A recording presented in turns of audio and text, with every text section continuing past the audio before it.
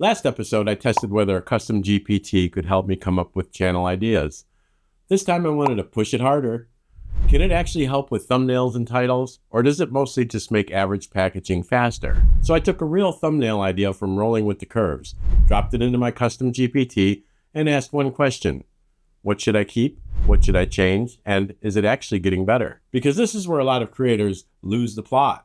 It's not that they need more ideas, it's that weak packaging decisions kill good videos before the video even gets a chance. So in this video, I'm going to show you the original thumbnail concept, the feedback the GPT gave me, what advice was actually useful, what advice started flattening the idea, and the bigger lesson I'm learning about where AI actually fits in a small creator workflow. This was a thumbnail idea I brought in from Rolling with the Curves. The promise of the video was simple. Our Texas RV trip was at risk because the truck still wasn't ready to tow and we only had 1 week left. The viewer I wanted was the RV traveler who knows the exact panic moment when a trip is getting close and the tow vehicle isn't ready. And the part I wasn't sure about was whether the thumbnail had one clear focal point or whether it was trying to say too much at once. I wasn't asking the GPT to invent the whole package from scratch. I wanted it to critique the package, tell me what's working, what's hurting the click, and what should stay. That keeps the whole test honest. I'm not pretending AI came up with the whole idea. I'm using it as a judgment tool, and here's what it got right first. Point 1, keep the deadline tension. I think that was right because the 1 week left angle is really the engine of the whole package. Point 2, simplify toward one dominant problem.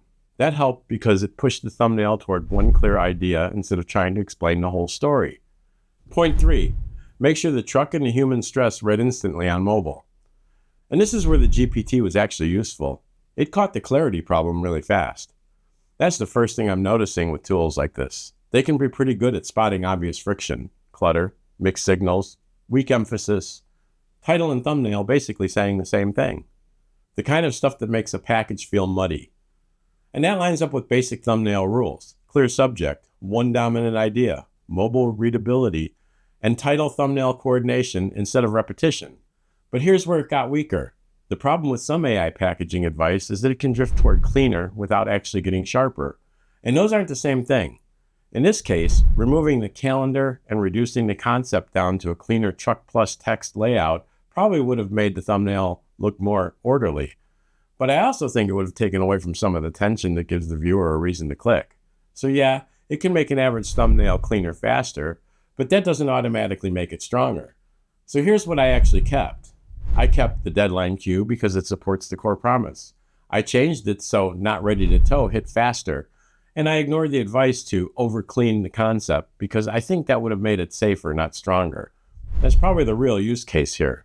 Not let AI decide the thumbnail, more like let AI pressure test the idea and then make a human decision about what tension is actually worth preserving. This also changed how I think about the custom GPT itself. I don't see it as some finished expert. I see it as a living tool. When I get new results, I update it. When I notice a better rule, I add it. When I get weak advice, that becomes data too. Sometimes I'll even use the GPT to analyze its own misses and help me build a better rule file for the next round. So the value isn't that the tool magically knows thumbnails. The value is that I'm building a sharper feedback system around real outcomes. So my verdict right now is this. A custom GPT can help with titles and thumbnails, but mostly as a critique, not as the final creative decision maker. It's good at catching obvious clarity issues. It's useful for telling me what to keep, what to test, and what might be muddy, but it's still weak at taste. It's weak at tension. It can absolutely push you towards safer, more average packaging if you stop thinking. So for me, AI does help here, just not by replacing judgment. It helps by making the feedback loop faster as long as I keep training that loop with real results. And that leads directly to the next test. Because even if AI helps a package get clearer, that only gets the click. The bigger question is what happens after the click. So next, I'm testing whether AI can actually help with scripting and retention, or whether it starts flattening the video there too. Watch the next test.